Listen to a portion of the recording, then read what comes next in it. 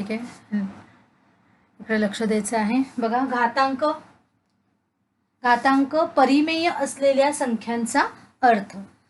बघा आता इथे घातांक परिमेय असलेल्या संख्या म्हणजे ज्या काही असणार आहेत त्यांचा अर्थ. परिमेय संख्या या आधी कोणत्या असतात?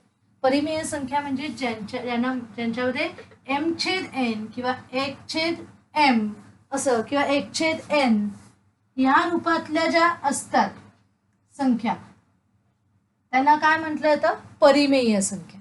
म्हणजे जर m ची संख्या 1 असेल किंवा n ची संख्या 1 असेल वरती आणि m/n अशा ज्या स्वरूपातल्या संख्या असतात त्यांना काय म्हटलं जातं?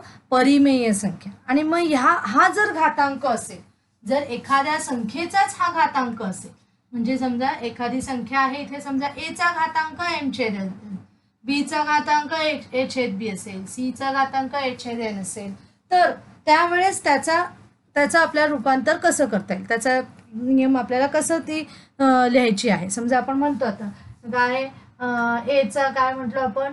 -m/घात. मग आपण काय लिहितो त्यातला? a चा m/घात असं लिहितो. ओके, मग ह्याचा अर्थ काय आहे? बरोबर, ह्याचा अर्थ काय आहे हे आपण कसं आपण नोंदवू शकतो हे आपल्याला आता बघायचं आहे.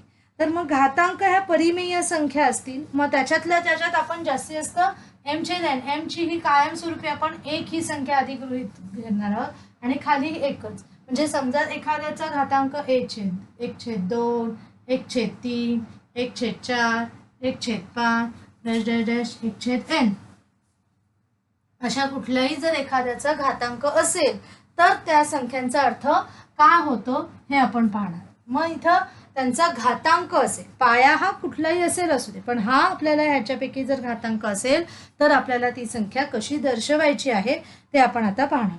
त्याआधी आपल्याला थोडंसं आणखीन एक चिन्हाचं तुम्हाला ओळख आहे का हे मला आधी बघायचं. ओके, आता बघा सगळ्यांचं लक्ष इकडे द्यायचंय.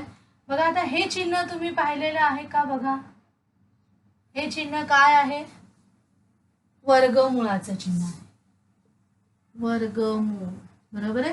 किंवा आणखीन एक ह्याला शब्द आहे करणी. काय आहे ह्याला शब्द दुसरा? करणी, बरोबर आहे. मग ह्या चिन्हाला वर्गमूळ किंवा करणी असं म्हणतात. मग आता वर्गमूळ हे कधी असतं? जेव्हा ती आतली संख्या कुठल्या तरी संख्येचा वर्ग असलेली संख्या ही आतमध्ये असते. म्हणजे समजा आता आपण 4चं वर्गमूळ म्हटलं तर काय मिळणार आहोत? हे वर्गमुळात 4 म्हणजे ती बाहेर आल्यावर काय होणार आहे? 2. कोणत्या संख्येचा वर्ग आहे 4? हा 2चा. 2 गुणिले 2 जेव्हा आपण करतोय म्हणजे 2चा वर्ग करतोय तेव्हा आपल्याला 4 मिळते. म्हणून 4चं वर्गमूळ जेव्हा आपण करणार आहोत तेव्हा तिथे आपल्याला संख्या काय मिळेल? 2 मिळेल. लक्षात आलंय? जेव्हा आपण 3चा वर्ग करतोय, 3चा वर्ग म्हणजेच काय आहे? 3 गुणिले 3 काय होणार आहे? 9. मग 9चं जर आपण वर्गमूळ काढलं तर कोणती संख्या मिळणार आपल्याला? 3. जर 4चा वर्ग हा काय आहे? 4 चौक 16 आहे. तर 16चं वर्गमूळ घेतलं तर आपल्याला संख्या कोणतं मिळेल? 4. लक्षात येते सगळ्यांना? म्हणजे असं आपल्याला ह्या एक अशा संख्या तुम्हाला आधी लक्षात घ्यायच्या आहेत. बघा काय काय लिहायचं आहे? समजा 2चा वर्ग 4, 4चं वर्गमूळ 2, 3चा वर्ग 9, 9चं वर्गमूळ 3. ओके, 4चा वर्ग 16, 16चा वर्गमूळ 4. हे असं तुम्ही अगदी 10 पर्यंत लिहून काढा वहीमध्ये. लक्षात आहे? तसंच अजून काय येईल?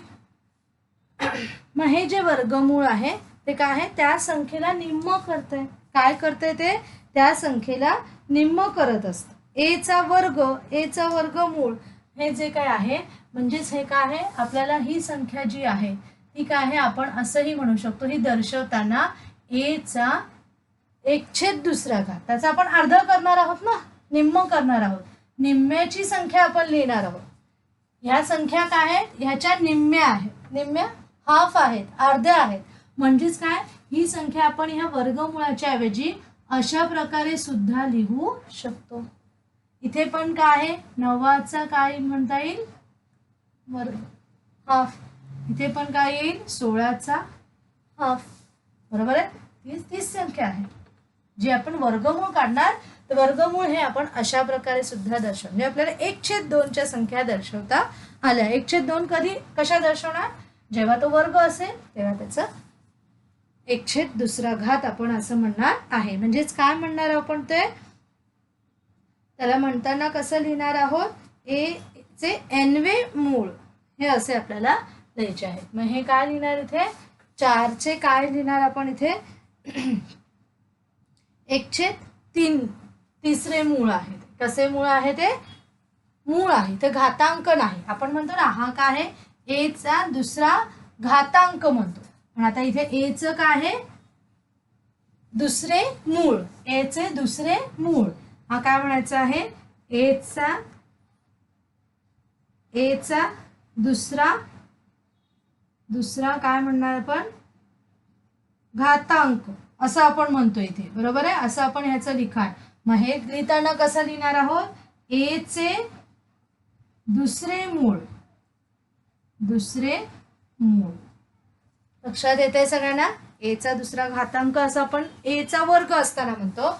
मग ए चा 1/2 म्हणजे काय? ए चे दुसरे मूळ. हे दोन ए चे दुसरे मूळ. बघा आता हे आधी लिहून घ्यायचंय तुम्हाला. 10 पर्यंत असे लिहून घ्यायचे आणि मग तुम्हाला खाली लिहायचं आहे. बघा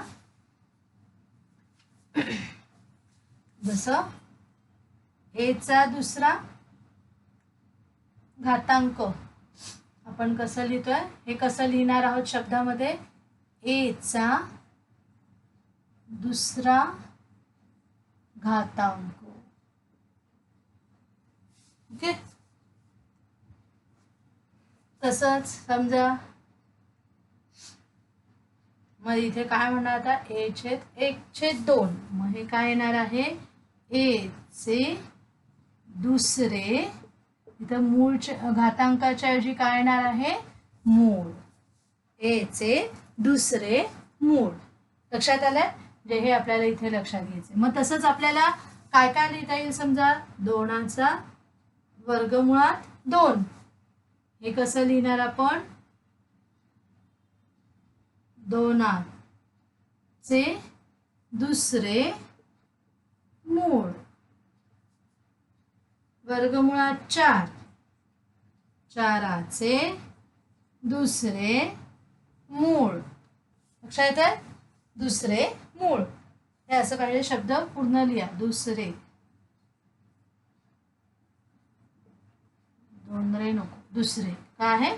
दुसरे मूळ असं आपण इथे लिहू शकतो. हे आधी सगळ्यांनी लिहून घ्यायचं आहे. ए चा दुसरा म्हणजे ए चा दुसरा घातांक हे आपण आधीपर्यंत लिहित होतो. आता हे काय? ए चा 1/2 म्हणजे ए चे दुसरे मूळ. तसंच आपण उदाहरण घेतलं. हा ए चे 1/2 म्हणजेच काय आहे? वर्गमुळात ए. लक्षात आहे? वर्गमुळात ए म्हणजेच ए चा 1/2 म्हणजेच काय आहे? ए चे दुसरे मूळ. हा वर्गमुळात ए जो असतो ना तो काय आहे? खरं तर इथलं त्याचं दुसरं असतं.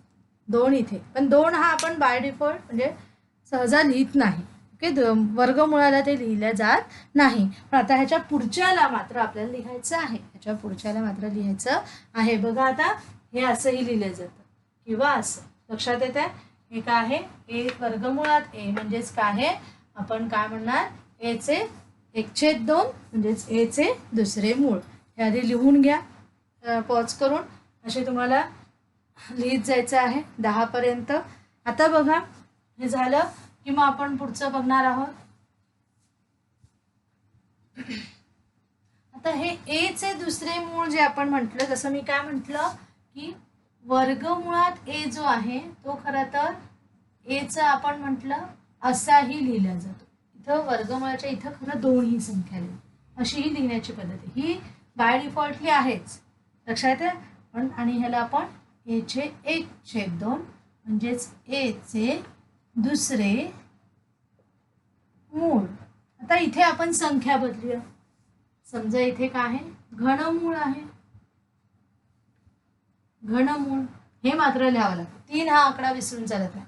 2 विसरला तरी पण त्याचं एचं दुसरं मूळ हे गृहीत धरल्या जातं. पण 3 असेल, 4 असेल, 5 असेल तर हे मात्र विसरून चालत नाही. ते आकडे ती त्याच्या ह्याच्या आतच, ह्याच्या बाहेर नाही.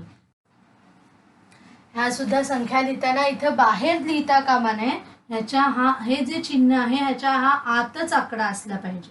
लक्षात येतंय? हे असं बाहेर असता कामा नाही, असंही असता कामा नाही. लक्षात येतंय? हे अशा प्रकारे लिहायचंय का आपल्याला? तर नाही, आपल्याला ते त्या चिन्हाच्या आतमध्ये त्या संख्या जे काही मूळ असणार आहेत. मग हेच आपण कसं दर्शवणार? एचा 1/3 म्हणजेच काय? एचे तिसरे मूळ. एचे तिसरे मूळ. तसंच हे सांगा आता येणारे एचा 1/4 म्हणजेच काय? एचे चौथे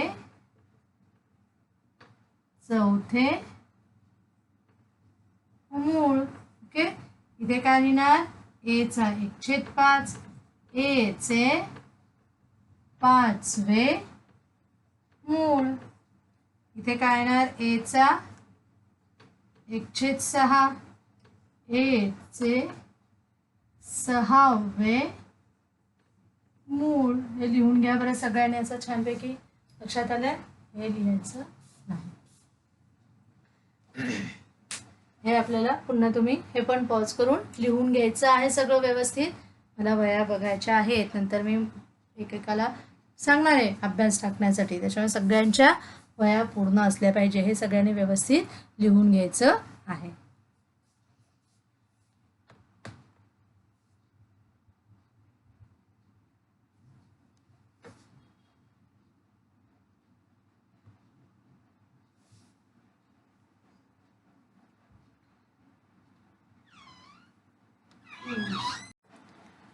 ओके, आपण सराव संच 3.1 बघतोय. घातांक वापरून बघा, पहिलाच प्रश्न आहे. घातांक वापरून पुढील संख्या लिहा. फक्त संख्या लिहायच्या आहेत आपल्याला घातांकाचा वापर करून. पहिलंच काय आहे? 13चे 5वे मूळ. काय बघा आहे? 13चे 5वे मूळ म्हणजेच काय आहे? 13च्या वरती काय करायचं आहे? 1/5 लिहायचं. बघा नीट व्यवस्थित पाहायचं आहे. 13चा 1/5 1/5 मूळ असं आपल्याला इथं त्याचं लिहायचं आहे. दुसरं काय आहे? 9चे 6वे मूळ. 9चे 6वे मूळ म्हणजे 9 हा त्याचा पाया आहे. 6वे म्हणजे काय? मूळ आहे. म्हणजे काय आहे? 1/6. 9चा 1/6. तिसरं काय आहे? 256चे वर्गमूळ. 256चे वर्ग म्हणजेच काय? दुसरा. हे काय आहे? ह्याला आपण म्हणू शकतो दुसरे मूळ सुद्धा म्हणू शकतो. म्हणजेच काय आहे? हे कोण आहे ते? 256. त्याचे काय आहे? वर्गमूळ म्हणजेच काय? 1/2. लक्षात येते? आपल्याला अशा प्रकारे त्याचं उत्तर लिहायचं आहे. 256चा 1/2.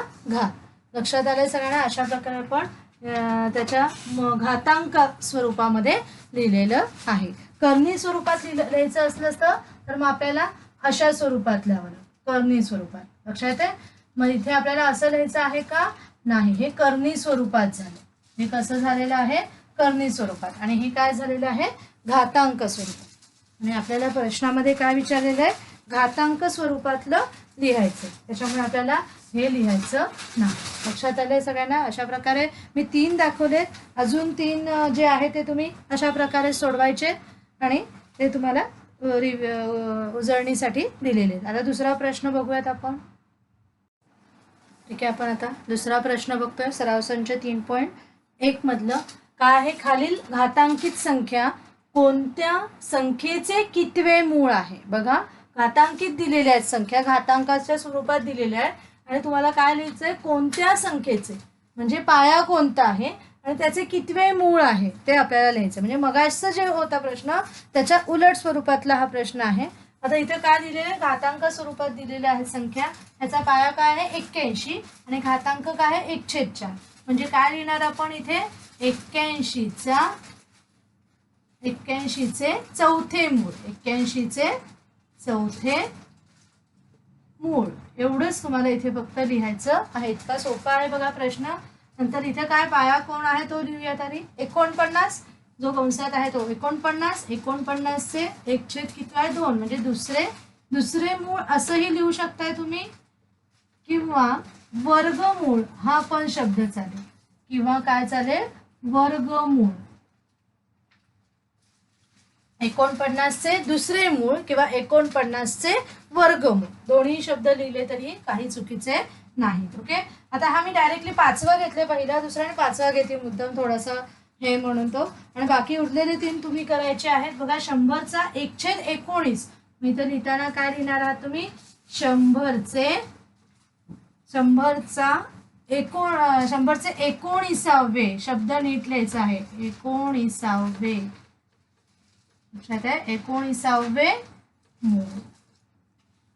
अशा प्रकारे आपल्याला हे सोडवायचे. बाकीचे 3 तुम्ही मधले जे आहेत ते सोडवायचे आहे. तिथे आपला सराव संच 3.1 पूर्ण होतो. काही असेल शंका तर मला विचारायचं आहे. माझ्या इंडिव्हिज्युअल जो आहे माझा व्हॉट्सअप नंबर त्याच्यावर तुम्ही कॉल केला किंवा मेसेज सेंड केला तरी पण मी सांगेन.